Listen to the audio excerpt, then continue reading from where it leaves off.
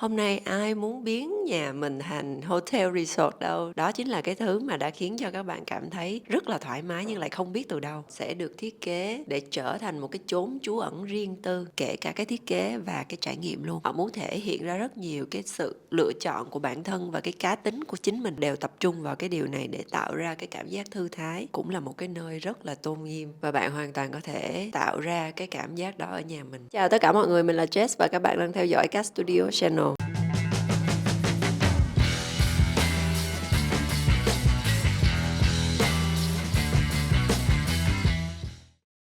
Đây là kênh tụi mình chia sẻ những kiến thức về kiến trúc, nội thất, kinh nghiệm làm nhà và sửa nhà. Mọi nội dung đều được đúc kết từ kinh nghiệm thiết kế và thi công rất nhiều tổ ấm của Cat Studio dựa trên nguyên tắc về tâm lý học trong không gian. Chi tiết liên hệ tụi mình Jess để trên màn hình này hoặc là bên dưới description. Video mới sẽ được lên sóng hàng tuần vào 8 giờ tối thứ Sáu hoặc là Chủ nhật. Mọi người đừng quên bấm đăng ký và nhấn vào cái chuông nữa để không bỏ lỡ bất kỳ một video nào của tụi mình nha. Trước khi đi vào video, Jess muốn tâm sự một chút xíu với mọi người rằng có tới 63% mọi người đang xem kênh của Cat Studio Channel không có nhấn subscribe cho tụi mình, là tụi mình đang trên cái con đường đạt tới 100.000 subscriber. Cho nên nếu như các bạn chỉ dành ra 1 giây thôi bấm vào cái nút đăng ký subscribe ở bên dưới á, nó sẽ là động lực vô cùng to lớn đối với Cat Studio Channel để tụi mình có thể tiếp tục sản xuất ra những video đầy nội dung và kiến thức hấp dẫn. Hôm nay ai muốn biến nhà mình thành hotel resort đâu, đi vô đây để Jess chỉ cho nè. Có rất nhiều khách hàng đến với mình và chia sẻ rằng khi mà họ tới những cái luxury hotel hay resort, họ cảm thấy vô cùng thư thái và thoải mái, nhưng mà lại không biết rằng điều gì tạo nên cái cảm giác đó thực sự. Tại vì khi mà họ về nhà, họ cũng bắt chước sắp xếp y chang như vậy mà lại không có được cái cảm giác đó. Và Cat Studio cũng như Jess tin rằng là có rất là nhiều người muốn biến tổ ấm của mình trở thành những cái nơi sang trọng, tiện nghi và chill như một cái không gian nghỉ dưỡng cao cấp. Clip ngày hôm nay Jess sẽ chia làm 2 phần. Phần đầu tiên mình sẽ phân biệt sơ bộ luxury hotel nè, những cái resort nè, rồi những cái boutique hotel nè, nó khác nhau cơ bản là gì về mặt thiết kế. Phần số 2 Jess sẽ đi vào chi tiết, những cái lưu ý, lưu tâm đặc biệt để chúng ta có thể làm cho cái căn nhà của mình có cái vibe đó. Và phần số 2 rất là quan trọng cho nên mọi người nhớ lưu tâm để theo dõi đến cuối video nha. Đầu tiên á, luxury hotel thường á là những cái khách sạn cao cấp nằm ở giữa trung tâm những cái thành phố hoặc là ở gần những cái sân bay lớn. Mục đích của luxury hotel chính là cái nơi để bạn quay về nghỉ ngơi sau một ngày dài mua sắm nè, đi họp nè, đi làm nè, hay là đi du lịch khám phá thành phố. Cái sự sang trọng của luxury hotel nó sẽ tới từ sự tiện nghi, tinh tế và hiệu quả. Bố cục của những luxury hotel sẽ cực kỳ thông minh và thanh lịch. Mọi thứ sẽ được sắp đặt hoàn hảo để tối ưu không gian. Nội thất cao cấp với các chất liệu như da nè, gỗ sồi nè, đá marble nè, nhung nè, các bạn sẽ thấy lặp lại những cái bảng vật liệu như vậy. Còn các bảng màu thường là các cái tông trung tính như là xám, be, trắng, xanh navy để tạo ra cái cảm giác tĩnh lặng. Điểm nhấn của những cái luxury hotel đó là những cái công nghệ đặc trưng, từ đèn cho tới rèm, cho tới tivi, cho tới âm thanh đều có những cái bộ điều khiển tập trung và rất là dễ sử dụng. Cái thứ hai đó là họ sẽ tập trung có một cái góc làm việc khá là đơn giản nhưng mà luôn luôn có một cái góc đủ rộng và thoải mái để chúng ta có thể có những cái chuyến công tác, chúng ta ghé vào chúng ta vẫn có thể làm việc một cách thoải mái. Những cái luxury hotel cũng không thể bỏ qua những cái tầm nhìn ra thành phố, những cái cửa sổ lớn đi từ trần xuống sàn. Đây là một phần không thể thiếu của những cái design ở trong những cái khách sạn nằm trong thành phố để chúng ta có thể nhìn ra được cái sự sôi động của thành phố xung quanh. Thứ hai đó là những cái luxury resort khác với lại luxury hotel vì resort là điểm đến, các bạn tới với resort để tận hưởng tất cả mọi thứ ở đó. Vì vậy cho nên không gian nội thất ở bên trong resort sẽ được thiết kế để trở thành một cái chốn trú ẩn riêng tư, và các bạn vào đó để các bạn có thể tái tạo năng lượng và hòa mình vào thiên nhiên. Không gian của resort thường là sẽ rất rộng rãi, sử dụng rất là nhiều các cái vật liệu thiên nhiên và để bề mặt thô như là gỗ này, đá nè, mây tre nè, hay là những cái chất liệu vải dày hơn nhưng luôn có cái hoa văn thể hiện cái sự thô mộc. Những cái điểm nhấn đặc trưng của resort đó thường đầu tiên đó là cái sự kết nối trong ngoài, những cái ban công, những cái sân hiên rất là rộng trải dài ra, thường là sẽ có bàn ăn, ghế tắm nắng, thậm chí là hồ bơi riêng.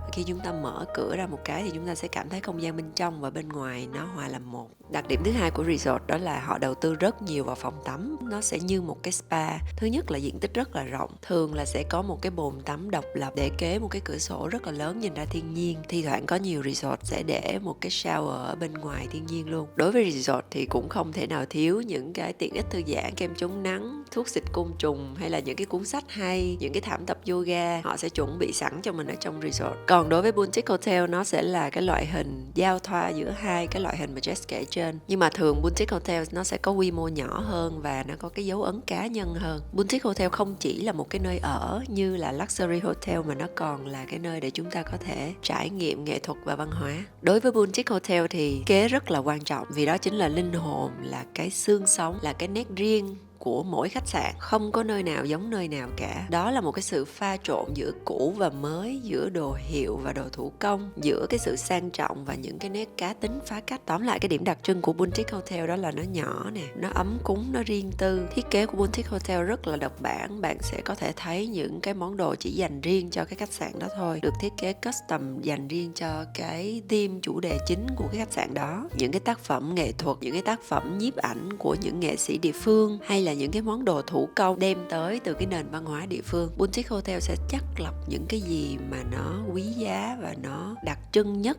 của cái văn hóa bản địa để đem vào, kể cả cái thiết kế và cái trải nghiệm luôn. Vậy là Jess đã nói cơ bản 3 cái phong cách khác nhau từ luxury hotel, boutique hotel và resort rồi. Bây giờ Jess sẽ tóm tắt cho mọi người một chút xíu ai sẽ hợp với cái gì nha. Những cái thiết kế của luxury hotel sẽ hợp với những người mà yêu thích cái sự sang trọng, tinh tế, tiện nghi và hiện đại của nhịp sống đô thị. Đầu năm nay, Cat Studio cũng có một khách hàng bước vào và đưa brief rất là rõ ràng là họ thích những khách sạn 5 sao chứ họ không thích những cái resort. Cho nên tụi mình khi mà đi vào thiết kế nó rất là dễ để bám theo những cái nguyên tắc để thiết kế ra một cái luxury hotel mà nó không liên quan gì tới một cái resort cả, để tránh cho họ những cái cảm giác mà thô mộc mà họ không hề yêu thích. Và cái thiết kế đó nó cực đoan tới mức mà họ không muốn đưa cây cối vào trong nhà luôn. Nên là đôi khi Jess cảm thấy làm nghề này rất là thú vị, tại vì gặp những cái yêu cầu mà mình tưởng chừng như không bao giờ gặp. Tại vì mình đi làm nhà thì luôn luôn có cây cối ở trong nhà, ở đây ở đó, không ít thì nhiều. Nhưng mà có những cái trường hợp mà họ không muốn đưa thiên nhiên vào nhà luôn, bất kể một cái gì, không có nước chảy nè, không có cây nè, những thứ như vậy rất là thú vị. Đối với lại những trường hợp thích resort thì lại là những người rất là yêu thiên nhiên và muốn đem toàn bộ thiên nhiên vào nhà.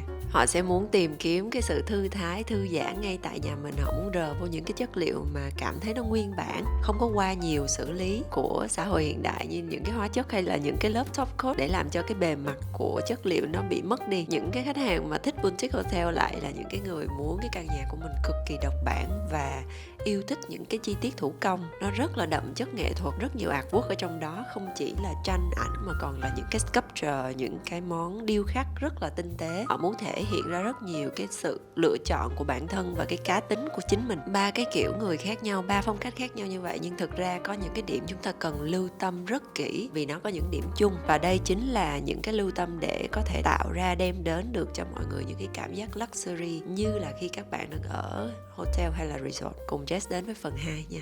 Trước khi đến với phần 2, mọi người nhấn like dùm Jess ở bên dưới để clip này có thể đến được với nhiều người hơn và tụi mình có thêm động lực để sản xuất những video như vậy nữa. Điểm lưu tâm đầu tiên và quan trọng nhất cho dù bạn có thích boutique hotel hay là resort, đó là chúng ta cần phải đầu tư tối ưu vào phòng ngủ. Cái giường ở trong phòng ngủ sẽ là một cái món đồ chính tạo ra cái cảm giác này. Vì vậy cho nên Jess sẽ khuyên mọi người là đừng tiếc gì, hãy đầu tư vào một tấm nệm và một tấm topper cực kỳ cao cấp. Một cái tấm nệm và một cái tấm topper cao cấp nó sẽ tạo ra một khác biệt rất là lớn. Chúng ta đừng có xem nhẹ cái việc chọn nệm và topper. Đừng nghĩ là cái nệm và cái topper nào cũng như nhau. Tất cả những cái nơi resort hay là khách sạn cao cấp họ đều tập trung vào cái điều này để tạo ra cái cảm giác thư thái khi mà lưng của chúng ta ngã xuống nệm. Đó chính là cái thứ mà đã khiến cho các bạn cảm thấy rất là thoải mái nhưng lại không biết từ đâu. Chính là chất lượng của nệm và topper. Những cái brand, những cái hãng làm nệm và topper hay là những cái loại topper hay là loại nệm nào á, Jess sẽ dành riêng một clip sau. Hôm nay Jess sẽ lưu tâm những cái gạch đầu dòng để cho mọi người lưu ý trước thôi ha. Sau cái nệm và topper nó sẽ tới cái gối. Những cái bộ ga gối màu trắng, phồng căng,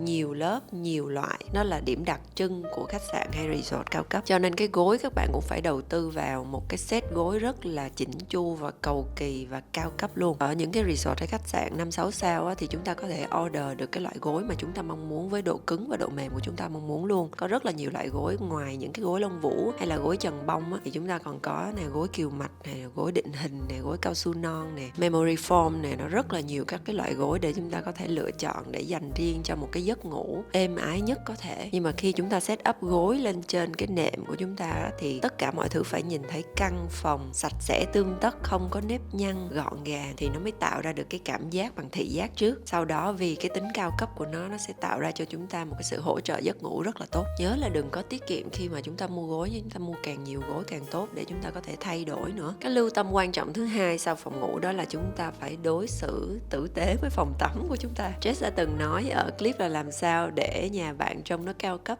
đó là dành riêng cái không gian phòng tắm và đối xử với nó như phòng khách. Kể cả khách sạn hay là resort thì cái phòng tắm cũng là một cái nơi rất là tôn nghiêm và bạn hoàn toàn có thể tạo ra cái cảm giác đó ở nhà mình. Tất cả những cái khăn hay là cái áo choàng tắm của chúng ta cũng đều phải được lựa chọn từ những cái hãng cao cấp và chúng ta hãy để xếp thật gọn gàng ở trong đó, hoặc là tiện hơn thì chúng ta có thể treo lên tường. Chuẩn bị sẵn một cái áo choàng tắm và một cái đôi dép đi trong nhà treo ở đó trước khi bước vào phòng tắm. Nó sẽ đem đến cho chúng ta một cái trải nghiệm thật sự là nuông chiều bản thân. Đối với những cái đồ dùng vệ sinh như là sữa tắm, lotion, conditioner hay là shampoo, mọi người hãy chiết nó ra những cái chai thật là đẹp, có thể là thủy tinh, có thể là gốm. Mọi người mà thích những cái phong cách như resort hay là boutique hotel thì thường sẽ là gốm, để trong những cái chai được nhào nặn thủ công càng tốt. Còn thích sự sang trọng của luxury hotel thì các bạn có thể chọn những cái chai mà có hình dáng rất là hiện đại và có những cái nắp nhấn dễ dàng sử dụng. Thông thường thì Jess thấy những cái resort cho dù 5-6 sao họ cũng để vô những chai gốm, và để sử dụng thì phải mở nắp thủ công, và nắp cũng là bằng gỗ thủ công, xong rồi đổ ra tay rất là khó xài. Nhưng mà khách sạn luxury thì họ sẽ không bao giờ để cho các bạn phải khó xài đồ hết, cho nên thường là những cái chai lọ thủy tinh có nắp nhấn và trông nó rất là đẹp, sang trọng. Quan trọng ở trong cái phòng tắm này là các bạn cần phải giữ cho mọi thứ nó sạch sẽ, tinh tươm một cách tối đa, và những cái gì mà không có đẹp mắt là cần phải bỏ hết vào trong tủ đóng kín lại. Chúng ta chỉ nên thấy khăn tắm này, những cái chai lọ đẹp nè, những cái đồ dùng cá nhân của chúng ta để vô bên trong, những cái khay thật là chỉnh chu và sang trọng nè, những cái tấm khăn hay những cái áo choàng chúng ta treo lên nè. Chúng ta cũng nên lưu tâm vào cái việc nâng cấp lên một vài cái chi tiết, như là những cái vòi nước thì chúng ta nên nâng cấp lên để sử dụng những cái vòi nước cao cấp, không bám vân tay và cặn nước, để lúc nào nó cũng bóng lưỡng hết, thì như vậy nhìn vào nó mới có cái cảm giác đó được. Cái điểm số 3 mà chúng ta cần lưu tâm ở trong các cái thiết kế mà muốn đem cái cảm giác resort hotel về nhà, đó là chúng ta phải tập trung vào các giác quan của chúng ta. Thứ nhất là ánh sáng. Ánh sáng bắt buộc các bạn phải sử dụng những cái nguồn ánh sáng từ những cái hãng cao cấp chuyên nghiệp để chúng ta có được những cái bóng đèn tỏa ra những cái ánh sáng cảm giác không chỉ trong mà còn phải sạch nữa. Đây là cái mà Jess đã học được từ anh Thống bên Cara Lighting, là khi anh làm cho những cái khách sạn, cái giá trị mà đèn cao cấp mang tới không chỉ cái sự trong của cái ánh sáng, cái chất lượng cao cấp của cái ánh sáng tỏa ra, mà còn là cái sự sạch sẽ ở trong cái ambient light mà những cái bóng đèn cao cấp nó đem lại. Chúng ta sẽ thấy một cái không gian sạch sẽ chỉ bằng là chúng ta sử dụng đúng cái loại ánh sáng và đúng cái loại đèn cao cấp đó. Những cái bề mặt hay những cái màu sắc nội thất cũng vậy, nhờ những cái bóng đèn cao cấp nó sẽ tôn lên được cái vẻ đẹp của đúng cái màu sắc và đúng cái chất liệu đó. Vì vậy cho nên khi con mắt chúng ta nhìn vào các cái không gian xung quanh, chúng ta sẽ thấy được đồ nào nó cũng mới, cũng đẹp, tinh tươm, và nó không mất đi cái sự đắt tiền sang trọng của cái món nội thất của chúng ta. Mọi người biết là Cara Lighting là đơn vị cung cấp giải pháp chiếu sáng cho rất là nhiều những cái hotel 5 sao ở Việt Nam và cả những cái resort 5-6 sao ở Việt Nam nữa. Và Cara Lighting cũng là một trong những đối tác rất là yêu quý của Cat Studio. Mọi người cũng biết Jess bao năm nay luôn nhấn mạnh vào cái tầm quan trọng của ánh sáng trong nhà là vì vậy. Nói tới giác quan, chúng ta không thể bỏ qua mùi hương.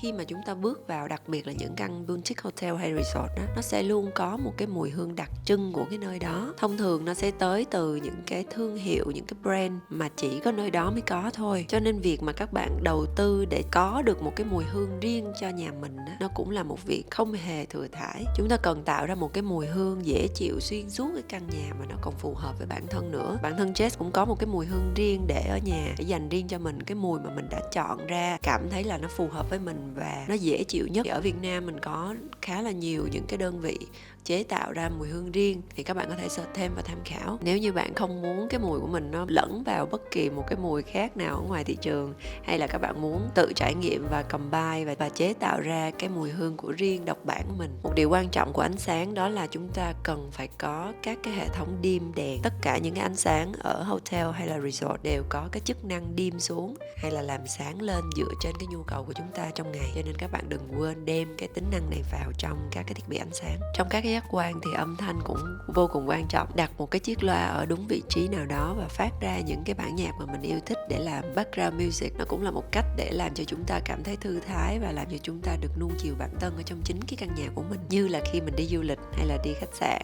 resort vậy. Trong tất cả các thể loại loa để phát background music á, thì Jess đã từng làm một cái clip ở đây nè, Jess để trên đây cho mọi người xem ha. Và Jess nói về một cái loa gọi là loa vô hình, có nghĩa là cái loa đó nó được lắp đặt bên trong tường, nó phát ra âm thanh, nó dùng cái mặt phẳng của tường để làm một cái tấm căng loa để phát ra âm thanh từ đó. Thì khi đó các bạn sẽ không nhìn thấy cái loa nhưng mà lại nghe được cái nhạc xuyên suốt căn nhà của mình. Điều cuối cùng cũng là điều quan trọng nhất này, mọi người phải lưu tâm vào các tiểu tiết. Thứ nhất là cái chiều dài rèm. Jess cũng đã từng nói là rèm nó sẽ có 3 cái độ dài. Đầu tiên là floating, là nó sẽ hở một chút xíu so với mặt đất, là cái cách phổ biến nhất. Tại vì cách này á, may rèm nó sẽ đơn giản, giá tiền nó cũng sẽ ít hơn. Độ dài thứ hai đó là kisses, có nghĩa là cái chiều dài nó vừa chạm cái sàn. Đối với cái độ dài này á, cực kỳ khó may, là tại vì đòi hỏi là người thợ không chỉ đo chính xác cái chiều dài để chạm đất mà không có làm gấp rèm, mà còn phải tính toán luôn trọng lượng và cái độ giãn của cái vải theo thời gian. Nói tới rèm á, Jess đã làm một cái clip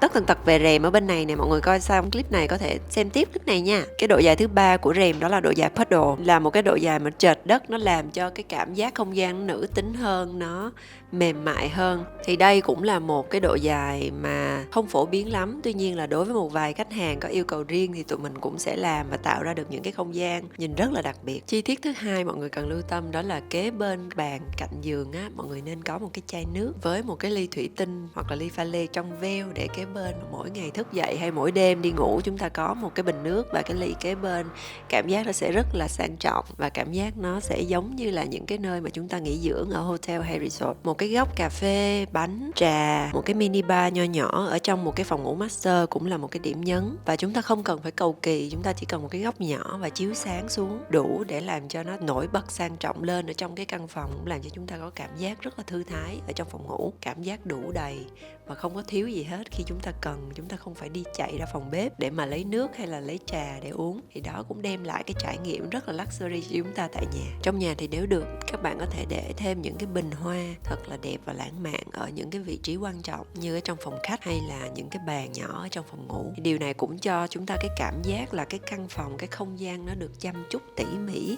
Thường mình hay đùa với khách hàng mình khi mà chúng ta phỏng vấn những cô giúp việc á, thì phỏng vấn những cái cô mà đã có kinh nghiệm làm việc ở những cái khách sạn resort rồi, thì đến khi mà vào làm nhà cho chúng ta, cô ấy sẽ biết cách để trải chăn mền đúng theo tiêu chuẩn nè, cô ấy sẽ biết cách để gấp khăn rất đẹp nè, và cô ấy sẽ ghi nhớ những cái vị trí để đồ của chúng ta để sắp xếp cho thật là đẹp nữa. Cho nên đây cũng là một cái tip nhỏ nhỏ nhưng mà thật sự là nó sẽ rất thực tế, là nếu như chúng ta có người giúp việc làm hết những cái việc đó, sắp xếp lại ngày nào cũng như ngày nào cũng có hoa tươi, ngày nào cũng có mùi hương và âm thanh đúng theo ý chúng ta muốn, thì chắc chắn cái trải nghiệm ở trong nhà chúng ta sẽ vô cùng thư thái và thoải mái. Và cuối cùng thì không có một cái câu trả lời nào đúng hay sai về cái phong cách nào cả, mà quan trọng là các bạn thích gì thôi. Có những trường hợp họ sẽ thích kết hợp cả 3 cái loại hình này lại trong một cái căn nhà. Họ có thể thích cái cảm giác sang trọng và sạch sẽ hiện đại như ở khách sạn, nhưng mà lại muốn có một cái khu vườn thiên nhiên trải dài ra ngoài tầm mắt, hay là điểm thêm những cái món đồ trang trí của boutique hotel. Thì đó cũng là một trong những cái mà Jess nghĩ là rất rất thú vị, và nó cá nhân mỗi người sẽ có một cái kiểu khác nhau, nên là tụi mình khi mà làm nhà cho khách hàng, tụi mình cảm thấy vô cùng hứng thú. Vậy thì không biết là bạn sẽ thuộc team nào, team hotel, team resort hay là team boutique hotel? Mọi người cho Jess biết ở bên dưới nha. Đừng quên bấm like cùng Jess nữa để video này có thể được tới với nhiều người hơn. Cảm ơn mọi người đã nghe đến đây và hẹn gặp mọi người ở video clip tuần sau.